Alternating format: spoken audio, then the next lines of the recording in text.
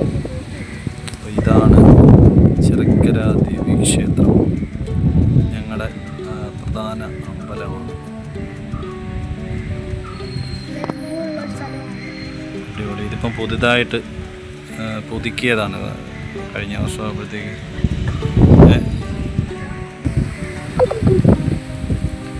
ഇതാണ് ഞങ്ങളുടെ അമ്പലം. ഇവിടുത്തെ ഉത്സവം കഴിഞ്ഞു. ഇതിൻ്റെ അടുത്തതാ ഒരു പനയുണ്ട് കണ്ടോ.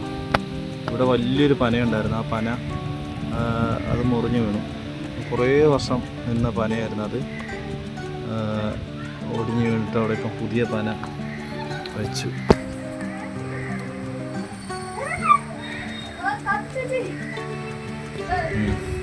തൊട്ടപ്പുറത്ത് നമ്മുടെ സ്കൂളാണ്. ഞാൻ 1ാം ക്ലാസ് മുതൽ 10ാം ക്ലാസ് വരെ പഠിച്ച സ്കൂള്, പോസ്റ്റ് ഓഫീസ്, ഇതെല്ലാം ഞങ്ങളുടെ നാട്ടിലെ നമ്മൾ നിത്യവും കണ്ടുകൊണ്ടിരിക്കുന്ന കാഴ്ചകളാണ്. ഇതാണ് കളിത്തട്ട്. കളിത്തട്ട് ഇത് എത്രയോ വർഷം, 100 വർഷത്തിൽ പുറത്ത് പഴക്കമുള്ള ഒരു സംഭവമാണ് കളിത്തട്ടെന്ന് പറയുന്നത്. ഞാനൊക്കെ 1ാം ക്ലാസ് മുതലേ ഇവിടെ പഠിക്കുന്നത് മുതലേ കാണുന്നതാണ് ഇവിടെ. അപ്പം ഞാനിതാ ഇവനെയും കൊണ്ട്, കേശുവിനെയും കൊണ്ടുവന്ന് ഇവിടെ ഇതൊക്കെ കാണിച്ചു കൊടുക്കാനായിട്ട് കൊണ്ടുവന്നതാണ്. ഇവിടെ തന്നെ ഒരു ആലുണ്ട് കണ്ടോ, അടിപൊളി ഒരു ആല്. അതുപോലെ തന്നെ ഇവിടെ ഒരു കുളം, താഴെ കുളമുണ്ട്. ഇത് ഇവിടുത്തെ കുളമാണ്. ഞങ്ങൾ 1ാം ക്ലാസ്സിൽ പഠിക്കുമ്പോൾ മുതലേ കാണുന്ന കാഴ്ചകളാണിതെല്ലാം.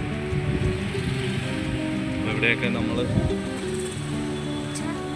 ഈ കുളത്തിലൊക്കെ കുറേ പ്രാവശ്യം ഞങ്ങൾ വന്ന് കുളിച്ചിട്ടുണ്ട്. പിന്നെ തടികൾ കണ്ടോ, പ്രത്യേക രീതിയിലാണ് ഈ തടികൾ ഇവർ ചെയ്തിരിക്കുന്നത്.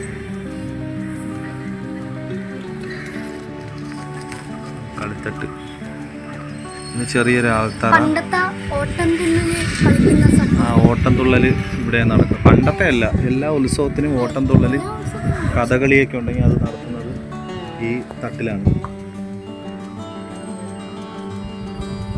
ഇതൊക്കെയാണ്.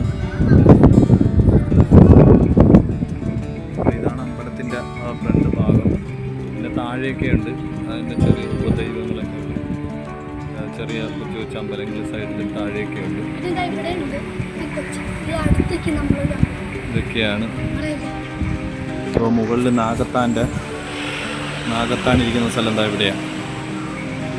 ഇവിടുത്തെ ഉത്സവം കഴിഞ്ഞു. പന, ഈ പന നിൽക്കുന്നിടത്ത് വലിയ 2 പനയുണ്ടായിരുന്നു.